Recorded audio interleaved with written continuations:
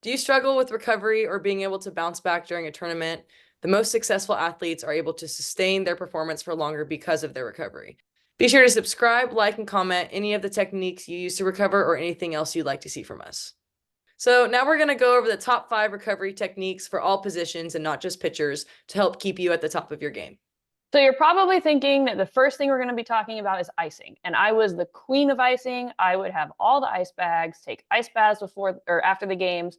But we actually are now discovering through a bunch of new research that we don't want to ice because it prolongs recovery. So there's a link below for a podcast that a buddy of mine did talking all about icing and why we don't want to do it now. So check it out when you have time. The first thing we want to recommend to help you recover is sleep. That is by far the most important thing you can do.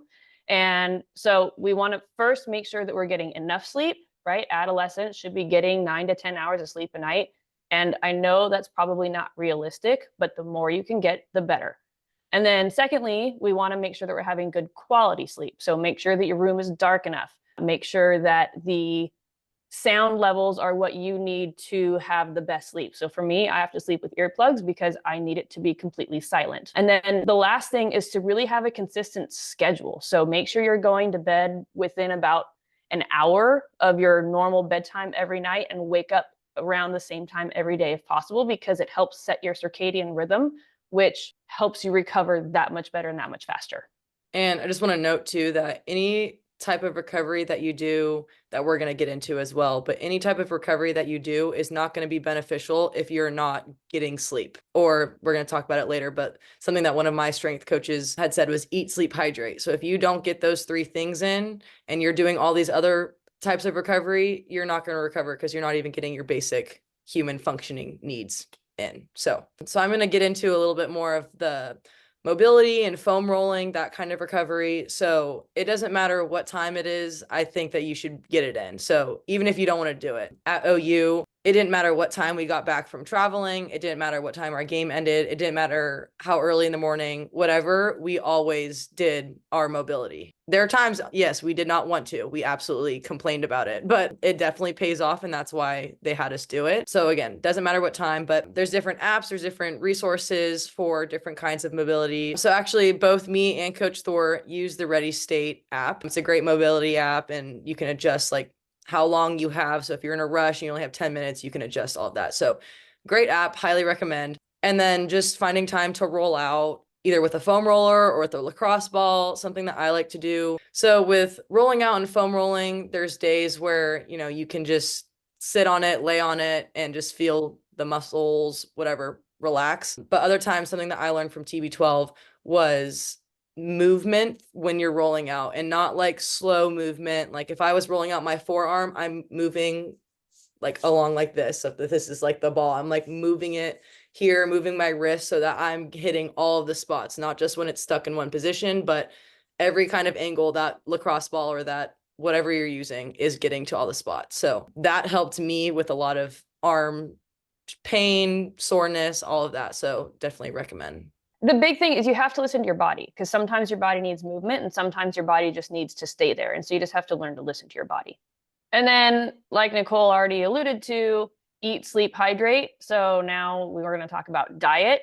I mean, first one, we definitely want to hydrate. Make sure you're drinking enough water. Make sure you're getting your electrolytes. An easy way to check if you're hydrated is to look at your pee.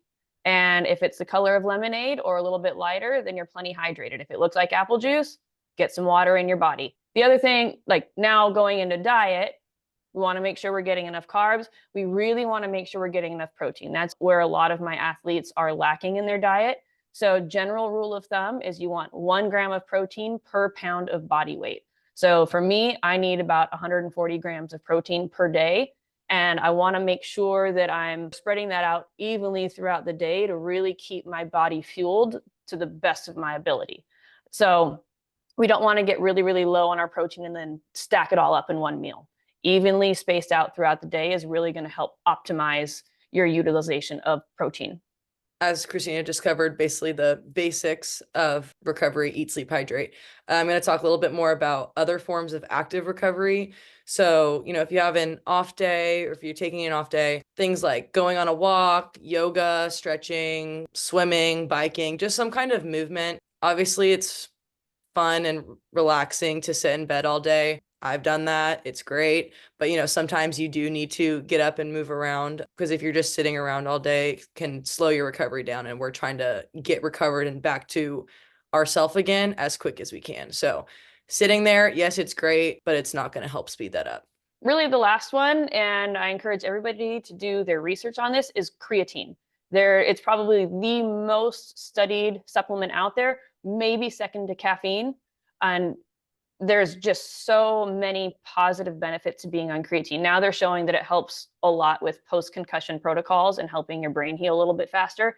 But it's really great. So basically what it does is it gives your muscles more energy sources to pull from when you're training or competing. And there's a ton of other benefits to it as well. But for performance, that's really what we're looking at. So there's a link below to a podcast. Check it out.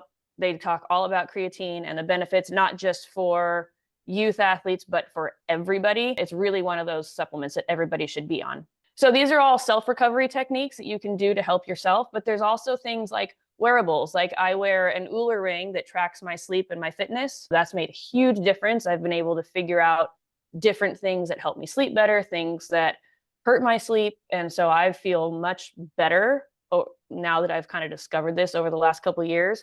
There's also tools like the Mark Pro, that's an NMES device. I'll put a link in that in the description as well. And like things like blood flow restriction. There's a ton of different modalities out there to help you recover, but a lot of those you'll want to work with a professional for, but they're really, really worth it. So we just covered the 5 biggest things that you can do for self-care to keep you at your highest level of performance. Figure out what works best for you, what you really need to be at the top of your game. But recovery really is where it's at because you're not playing just one day. You're playing day after day. You're training day after day. So it's really what you do daily to help yourself recover that's going to keep you at the top of your game. Stay tuned next week when we come back and we talk about the things that Nicole and I would do differently if we were training to play in college again. We'll see you then. Bye.